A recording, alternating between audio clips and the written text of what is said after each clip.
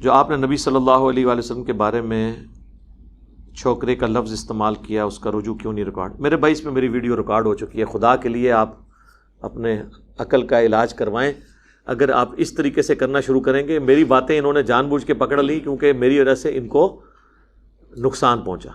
Doctor اسرار صاحب کی ہزاروں ویڈیوز ہیں جن کے اوپر کفر کے فتوے یہ لگاتے ہیں، لیکن ڈاکٹر اسرار کی وجہ سے ان کے فرقوں کو نقصان نہیں پہنچا۔ ڈاکٹر اسرار صاحب کا آج کل ایک وہ کلپ بڑا وائرل ہوا ہے جس میں انہوں نے کہا ہے کہ یا اللہ جھوٹا ہے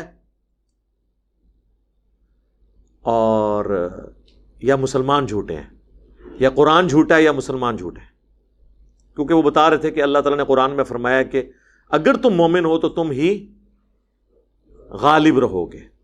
تو اس کا رزلٹ انہوں نے یہ نکالا کہ دنیا میں جو ہم ذلیل ہو رہے ہیں نا، اس کا مطلب یہ ہے کہ قرآن تو چونکہ سچا ہے، ہم ہی مومن نہیں ہیں۔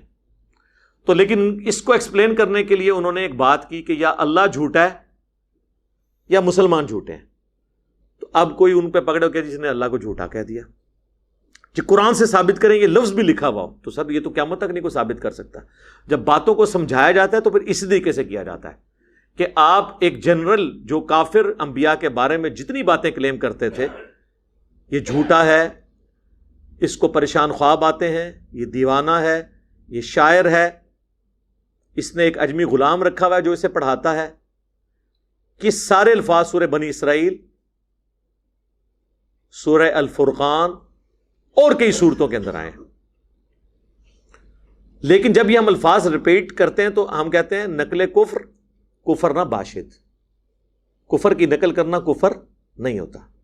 تو یہ میں نے لفظ نہیں استعمال کیے تھے، میں نے کہا کہ کافر نبی علیہ السلام کو یہ اسٹیٹس دیتے تھے۔ قرآن میں آیا نا کہ نبی کو اس طرح پہچانتے ہیں جس طرح اپنے بچوں کو پہچانتے ہیں، لیکن پھر بھی انکار کرتے تھے۔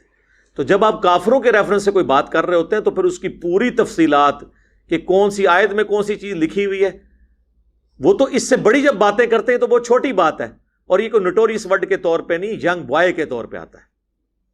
پھر کسی ایک اٹھا نے کہا جی نہیں آپ کو چھوکرا کہا تھا تو وہ آپ بڑا برا مان رہے تھے۔ میں نے کہا تھا، اس نے مجھے کہا جاہل چھوکرا۔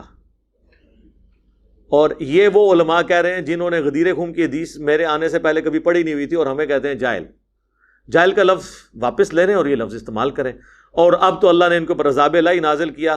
پاکستان میں ان کا سب سے بڑا چہرہ جو تمام ٹی وی چینلز کے اوپر اہل حدیثوں کی نمائندگی کرتا ہے، خلیل الرحمان جاوید، کراچی والے، انہوں نے ایک سوال کے جواب میں کہا کہ جب جب کوئی بھی پیغمبر کسی قوم میں دعوت لے کے گیا تو اس کے بڑوں نے یہی کہا کہ یہ کل کا چھوکرا آگے میں سمجھائے گا۔